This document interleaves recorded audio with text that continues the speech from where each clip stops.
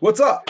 And Well, welcome to another episode of the Live Clean and Fight Dirty show. Every episode, and this episode, is brought to you by the Pit.tv. You can sign up to train with UFC coach John Hackleman. Spots available now for under $20. I think it's $19.97. I would have preferred $19.99 just because $9.99 sounds better off the tongue. But I either wanted way, to save that extra 2 pennies, guys. he wanted to save you 2 extra cents. So you can check out the whole Yeah. program right now. No promo code necessary. Jump on thepit.tv. All right, so today we are talking about how the UFC changed martial arts. In fact, John feels it's changed the UFC has changed martial arts more than anything ever. This Yeah. might this might Yeah, I upset do. some of you. What do you think? What do you think changed martial arts? Do you agree? UFC or something else like I don't know. You think you go in there Brazilian Jiu-Jitsu? Go in the comments and I will bring this up at our next podcast and I'll include your comments in the next podcast. So John, why do you think the UFC has changed their martial arts more than anything else in the world I ever? think That's like a historical statement. because I think in the very beginning, martial arts was, life or death. It was fight to live or die. Um, we weren't around those days, and I'm glad that things aren't quite like that anymore. Such, life expectancy was like 30 years old. So I would have been dead. I would have been, dead 35 years ago. But, you know, since we've become more civilized, we've also become as a nation, not just our nation. I mean, most Western, Western civilization has become we're not as life or death. We don't get killed so easily, but we've become soft. I mean, we've become really soft as a nation or even as a civilization because our culture, which is shared by some of the European nations and some other uh, countries around the world, Western civilization. Um, we become soft and weak. I mean, it's gotten bad, and what'll happen is, if we ever shit hit the fan with some other non-Western civilization countries, what chance do we have? They're training as little kids, and they're still they're still training hard at school, learning about really important things and studying hard and holding people accountable and stuff like that. Then you come over here, and people are so soft, like you know they get a fucking trophy just for paying the $20 fee to play soccer. Now they get a trophy every time there's a game, win or lose. And we've come to expect that, that soft lifestyle. Somebody, you can talk, like you can say whatever you want to people and put them down, and you're never going to get any repercussions because it's just somebody will get in trouble, and there'll be a fucking they'll be on a terrorist watch list. And if you get in a fight at school now, you get suspended, you get sent home. I mean, back in the day, you get in a fight at school, the teacher like picks you up, sends you to the vice principal's office, you got spanked, and you had to go to class. And now you're sent home, and you have to write letters, and your parents, and it's just become so soft and weak as a nation. And you look at the PE, you watch some countries, they're doing like wrestling and hardcore stuff, and the kids are doing pull-ups and push-ups, and you look at our PE, and they're fucking playing tiddlywinks and shit, and they're just soft and weak, and we become that as a nation, and as a martial art. I mean, come on, they do little point stuff, and which is great. It's a great way of training for the harder stuff. but it should be training for the harder stuff. That's their whole competition half the time. Just a little tap, touch them, and you can win a whole tournament by touching someone 3 times. Right? That should be the way we train on our days off. Right? Then they do little katas, which they brought into karate years ago when they stopped being feudal and having to use it for life and death. Then people are like, hey, nobody's coming to our martial arts anymore. Let's spice it up a little. Let's make all these moves and pretend they mean something, and they don't. No, but if you say they do and then use bunkai, right? Then you say, no, this move right here, actually that meant grab him by the lapel, punch him in the face, and throw an elbow.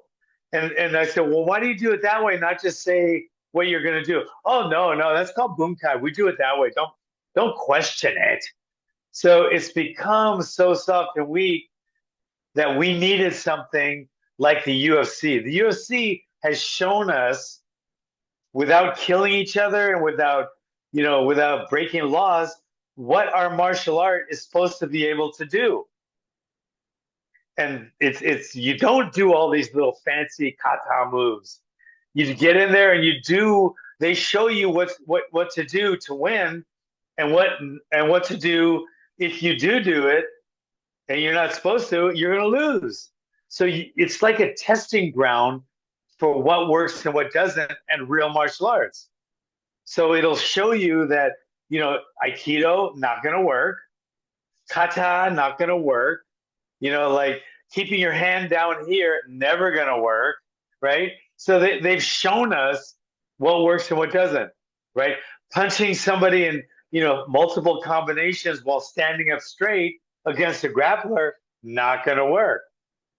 A grappler coming in with his hands down, right, to take a shot, get knocked out with a punch by a striker, not going to work, right? So it's like a testing ground for us martial artists to help us teach and to decipher what's going to work and what's not going to work, so we can teach our students that, because we're teaching them real fights. Like if they get jumped in a schoolyard or jumped on the street, we want to show them what will really work. Now, we can't show them in real life, in real time, or you're going to end up dead. You can't go out to the street and start showing our techniques and practicing them on criminals. We're going to either die or go to prison. So there's a way to do it in the UFC where nobody's going to die, but it's as close to reality as we can get without killing someone or dying. Kind of like a knife fight. When you're practicing, you better use a training knife,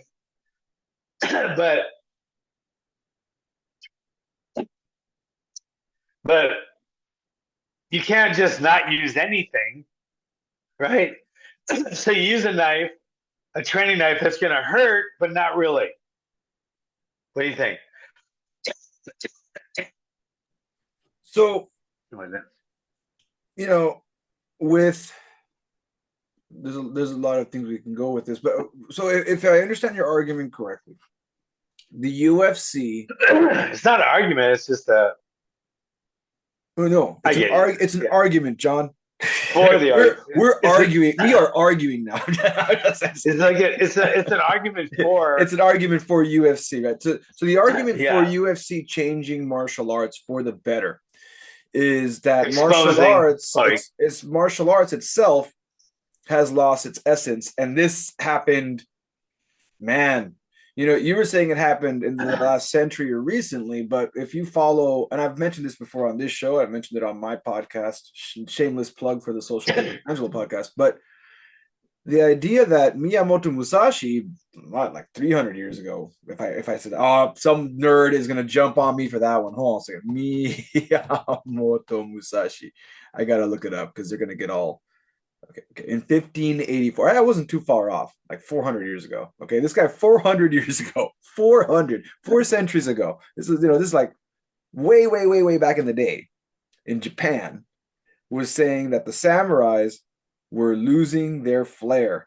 They were doing more bunkai. They were doing more kata. They were doing more non-essential, like flashy moves, and they were moving away because Japan, the state, decided to say, "Hey, you're either in the military or you're not." So samurai disbanded the samurai. You got to join the military, and that's where our warriors are going to go. And the samurai, you can't be running around in different groups because they were starting a lot of issues in their country, a lot of civil war issues that they just settled.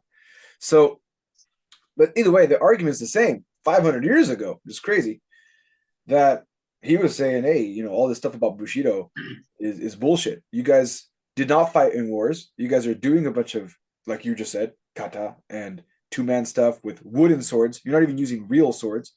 Um, and someone's gonna get. So first of all, society is getting softer," was his argument, and second of all, you guys aren't doing it right. There's the venues you're creating, kendo, which is pretty much point sparring, which you also mentioned, is just one smash and you walk away, and that's not really going to train someone how to be a real warrior. And that was his worry 400, 500 years ago. So Yeah. jump forward to now with that's how much time has gone by. So a lot of these traditional martial artists that are like karate, and maybe they're mad at you for saying what you just said about karate. But if you look at the history of karate, it's actually pretty recent. It's like 1920s. People, they act like it's 1500s. But if I want to talk about an old martial art for all you martial art geeks out there, Miyamoto Musashi is one of the first books ever written. Well, if you go back, there's other books written by European fighters and warriors and knights and stuff. But that's one of the oldest Yeah. recorded. And if you look, especially for you, because we're talking about bunkai, that's Japanese. You're talking about karate, that's Japanese. Talking about point sparring, that's Japanese. So for him to say that Is before, it really?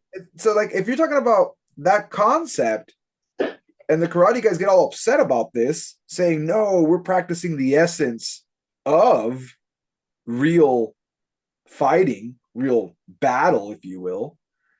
The argument is, how do you guys start talking about real fighting if the art itself of karate wasn't established till 1920, right? So like whatever you were doing before, oh, but it came from the samurai. All right, well then maybe some of your issues go right back to the samurai. We're back at Miyamoto Musashi saying the samurai aren't doing things right in the 1500s.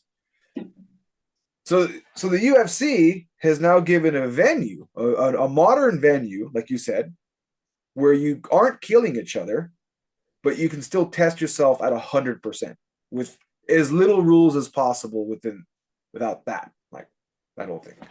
Yeah, without. Yeah, And the and the and the and the and the rules that the things that you can't do in the UFC, but you can do in the street, those.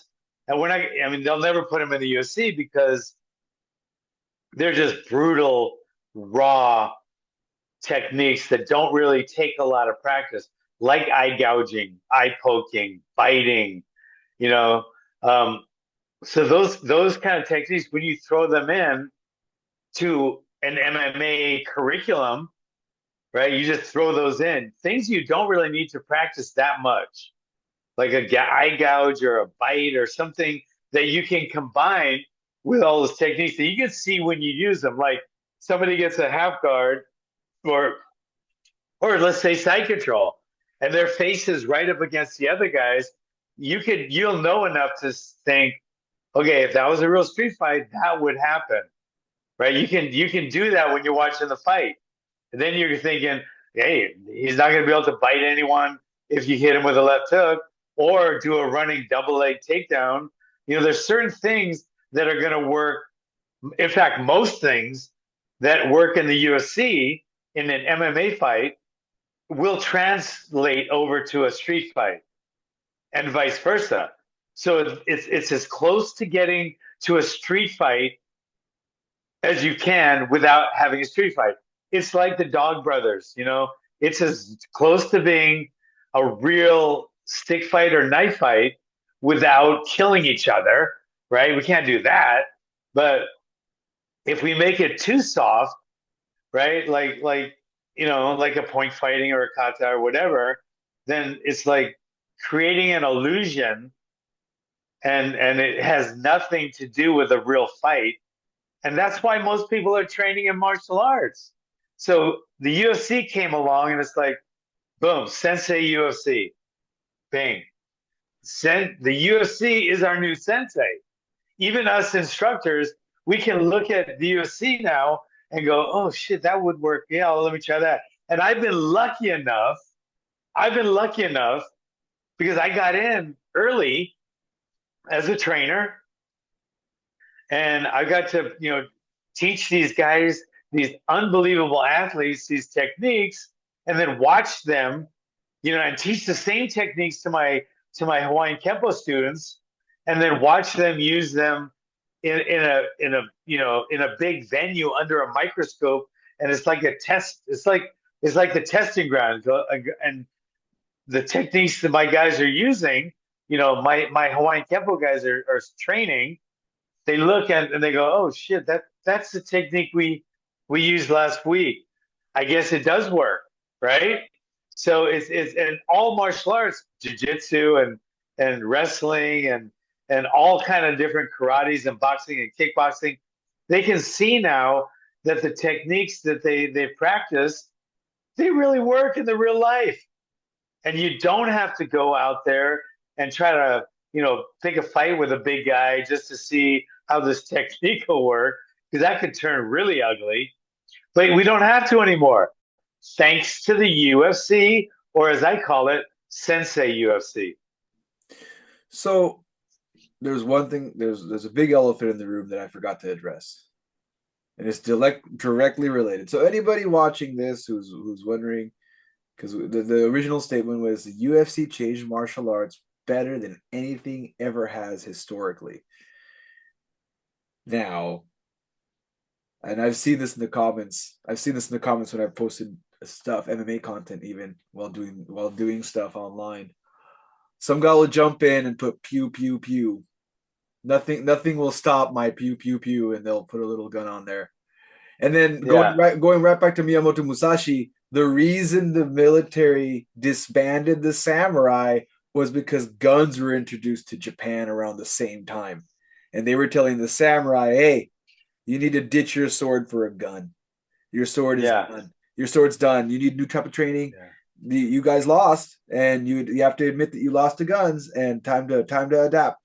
And Well, and Miyamoto Musashi was like in a halfway point here, like, okay, yeah, you need to adapt. We can't lose the old ways. And it was like this whole argument. So now that we said that, what do you say to the person that says, no, John, the argument, y'all, we're not arguing. Yes, we are, John. What do you say to the guy who says, no, guns changed martial arts more than anything else?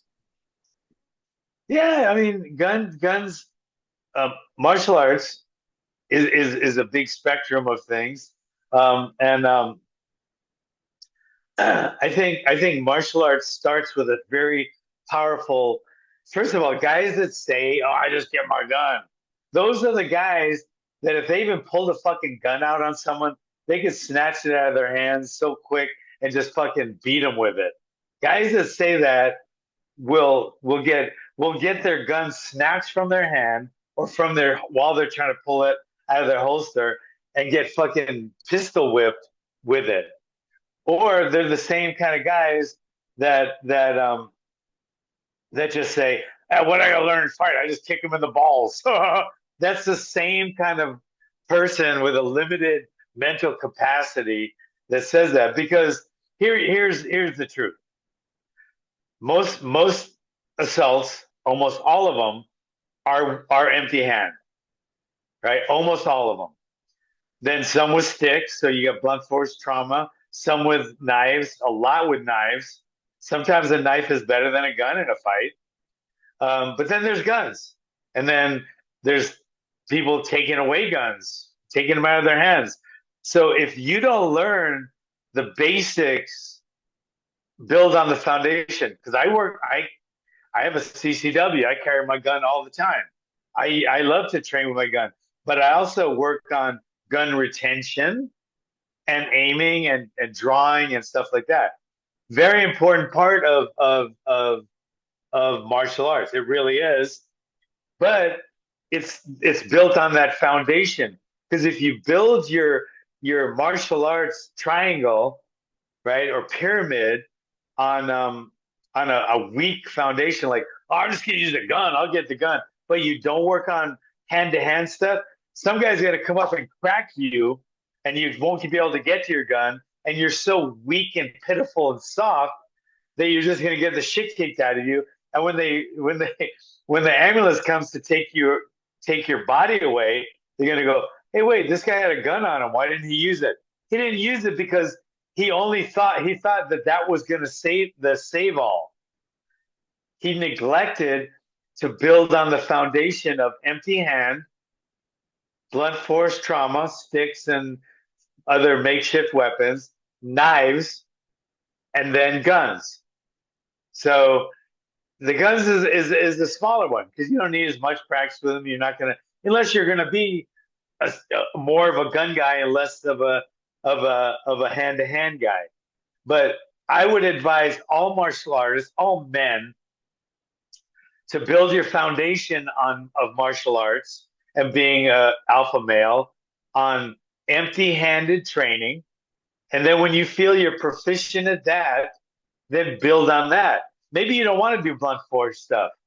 The only problem with that is if you're in a fight and someday you're able to get a broomstick or some kind of other makeshift weapon, a beer bottle or something, and you never train with it, you probably won't be as successful as you did if you did.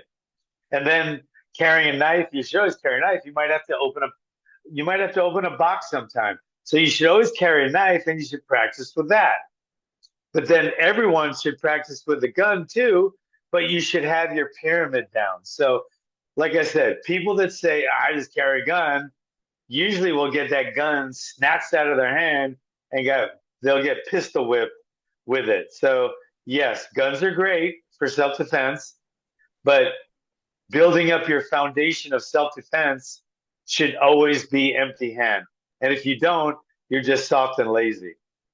So before we turn to the comments from our last episode, I guess that's what you're saying there really makes sense because even in the military, right? Even in the military, the first thing they do, they don't just put you on the shooting range. You go through boot camp, and boot camp is just I wasn't in the military. You were in the military. You know what boot camp is. There's a lot of Yeah, everything. There's a lot of everything right before you get to the guns, but it was a lot of hand to hand, a lot of physical there was. activity, right? It So was, and army. The army is gun heavy because they're usually most of their stuff is at distance.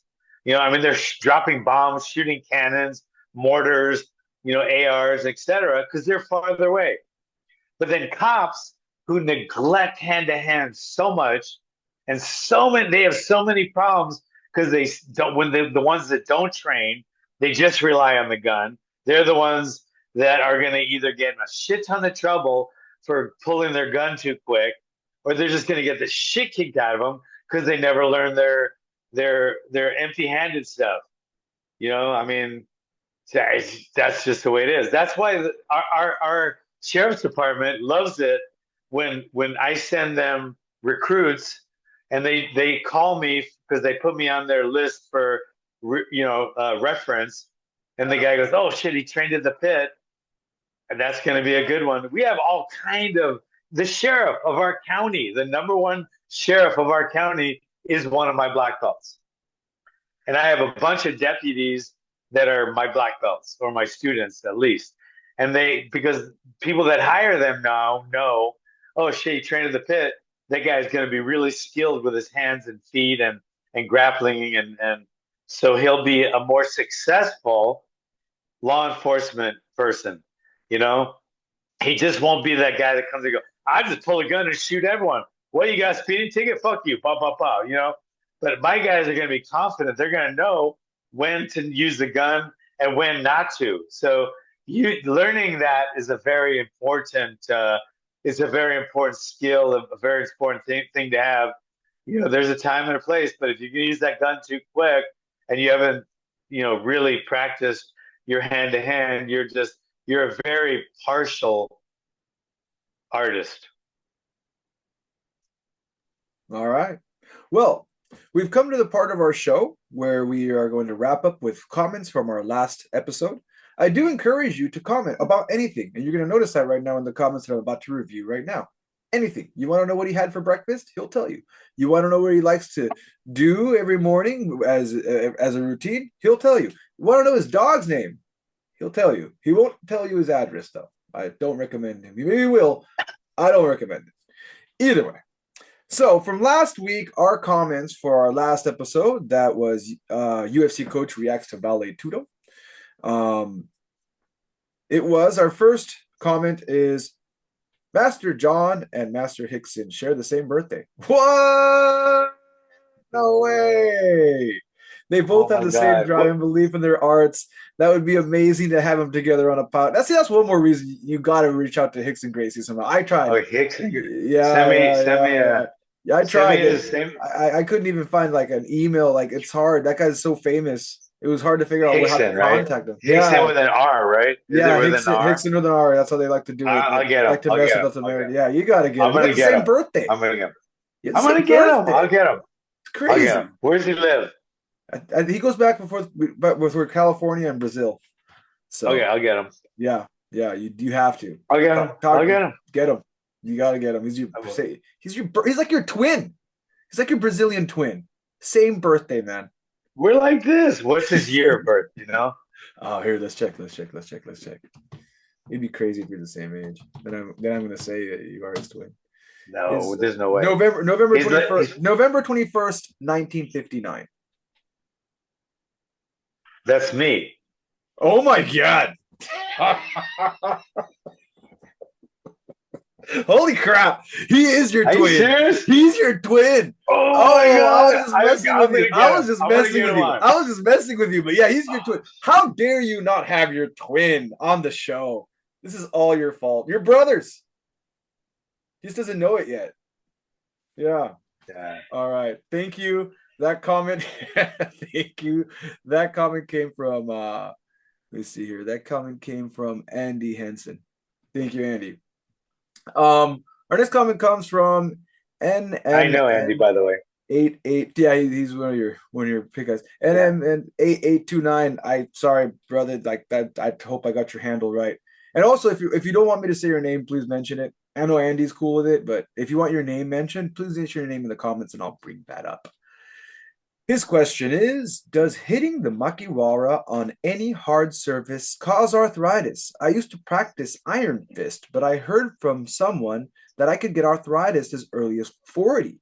Is this true? Shameless plug. Just today, just shared on all social media outlets was John doing his makiwara training. If you haven't checked it out, check out the Pit Online Dojo on Instagram. So what do you say? Does it cause arthritis? Can you still hold things? Are you crippled?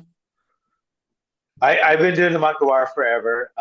My hands are the bones of my hands are like over 3 times the density of someone else my age. I've had that tested by an actual orthopedic surgeon. So so it's been really good for my hands. I've never broken a hand, and I've been in many, many, many, many, many, many, many fights. Never broken a bone in my hand. Um, I've never, but to be honest, I think the way the Makiwara can have a negative effect if you do too much or too little or don't do it right. And I think it could cause, knowing something about the human body, being a registered nurse, and you know, um, I think just the constant, damage. You're doing micro damage to your bones and your cartilage, and then it builds back stronger. And that's what Hicks law is, right? That's what Hicks law is that you constantly build destroy something, break down something. Like when you're lifting, you're breaking down your muscle tissue so it builds back stronger and bigger, right? So then that same thing happens to your bones. Um, and so there could be some bad effects to it. Um, Definitely causes callus. I don't really like that part of it, but so what? But if you do it right, I think the good will outweigh the bad. You could be running and get arthritis in your knee, but then you should run. So, what do? Not run because you might get the arthritis, or not run and then get fucking heart disease because you're not going to get arthritis in your knee. I would risk arthritis in my hands unless I was a surgeon and I made my money with my dexterity. But I would risk that to have these to be better weapons. I would risk arthritis. Never had it. I'm 65. I've been doing this since 1970, even hitting a Makiwara. Yes, I have. And I've never had a problem with my hand at all. And I've been running since same time, and I've never had arthritis on my knees either. So people that are prone to arthritis, you could get it from walking too much. You could get it from using your hands, being a writer too much. You can get arthritis from anything. Arthritis is the problem, but anything can cause it. So I would say if you kind of live with that kind of fear or phobia, then you're not gonna excel. So I'm not saying you never get arthritis from it, but I was willing to take that chance, and that's up to you. So there you go. Is this true? It's maybe, maybe not. Probably not. Just depends on how you're doing it.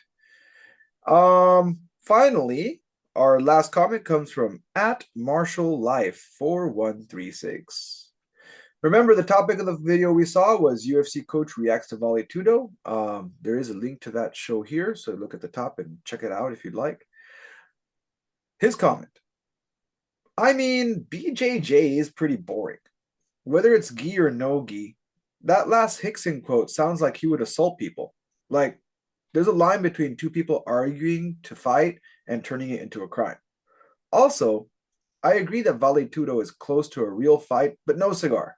Real violence has a spectrum, and things can end in a pushing match, then stop to someone murdering someone. So that was his comment on what we saw. Yeah. So what do we see? What do you mean what we saw? Last week we were talking about Vale Tudo. In our last episode, we were talking about Vale Yeah. Tudo, whether it was closer to real fighting or not, and Yeah. and his comment was pretty much saying that it's not. Real Right. violence is a spectrum, and It is. It is. It is a spectrum, but let's be smart about this. It's a spectrum. You go all the way to one end, and let's say you're bare hands. Say neither one of you has a weapon. So you can go all the way to you choke him to death or you blunt force trauma him to death. Those are the two main ones. Empty hand, you're either gonna blunt force trauma him. That means you can punch him in the head, get a concussion, get a subdural hematoma, die. Or you could choke the life out of him by cutting off his blood supply to his brain for a lengthy amount of time, and he'll die that way too. So you can kill him with empty hands, or you can just slap him in the face and not do any damage. Yeah, there's a spectrum there. Martial arts covers it all. Okay. Now, if you want to talk about weapons, then let's go up and we'll do the equalizers. And being a good martial artist, you're going to be better with a knife than if you're not good with your hands. Okay. As a martial artist, Vale Tudo, which is basically anything goes, it's the closest thing you can get to a real fight without having a real fight. And a real fight it could end you in prison or a fucking nursing home, right? And a Vale Tudo fight could end you in a nursing home, but not in jail because it's legal. So Vale Tudo is as close as you can get to a real street fight without having a real street fight. Now, when you want to start talking about weapons, it's a whole different topic. We could talk about it all day long. But I'll tell you this, the better you are with your empty hands, the better you'll be with a knife, a stick, a club, or a gun. You'll be better with all of those equalizers if the better you are with your empty hands. Bing. So don't be so fucking lazy and say, "Oh, I'll just shoot him in the head." Learn how to fight first, okay? Then start picking up some weapons. Okay. Don't be so lazy and weak and soft and think, "Oh, I'll just be a gun guy." Yeah. Learn how to fight first. I'm Empty glad. hands. I'm just glad you said learn how to fight first and then shoot him in the head because I think we'd have issues with YouTube if you said. Yeah, I'm not. I'm not. He's not as bad as you're not as bad as people make This you out to is be. wow. Tell my wife. Tell my wife that. So, My wife has got a black belt, but guess what she got today? My wife got today. I bought her for her birthday and for her black belt, which happened a week apart. Her birthday and her black belt ceremony, though she got her black belt. So I thought it would be a really big present, because it's a big one. So I got her a Peloton um, treadmill because she already had a Peloton bike, loves it, gets to work out with people, and that thing's pretty cool because there's a screen and there's other people doing the workouts, and they're competing against each other. It's pretty cool. And then there's a trainer, um, and she wanted the treadmill, so now she can do the bike when she wants, the treadmill when she wants, come work out at the gym when she wants, and so she she had a pretty she had a pretty good birthday this year. that's awesome. So Congratulations again to her on her yeah, black belt. thanks, Yeah, man. that But so absolutely. anyway, I don't know what does that have to do with the topic. Why did I even bring that up? I'm trying. I don't know. But this has been another episode of the Live Clean Fight Dirty show. Every Yeah. one episode, as many as we can cut out every month. And if you have any comments, again, put them in. I will bring them into the next episode. Don't forget to sign up for lessons. You can train with us at the pit.tv. Pit Online Dojo official site. Follow us on Instagram, the Pit Online Dojo, all over the place, every social media outlet from TikTok to Instagram to Facebook to a Facebook page. Check us out. Catch y'all next time. Let me tell you something. We got people all the way from Chuck Liddell, Glover Teixeira, Tim Kennedy, Steven Styler. We got Ramsey Nisham, Court McGee. We got everything that as tough as you can get from that aspect of fighting, all the way to Master Wong and everything in between. Yep. So definitely sign up and check out those classes. Catch you next time.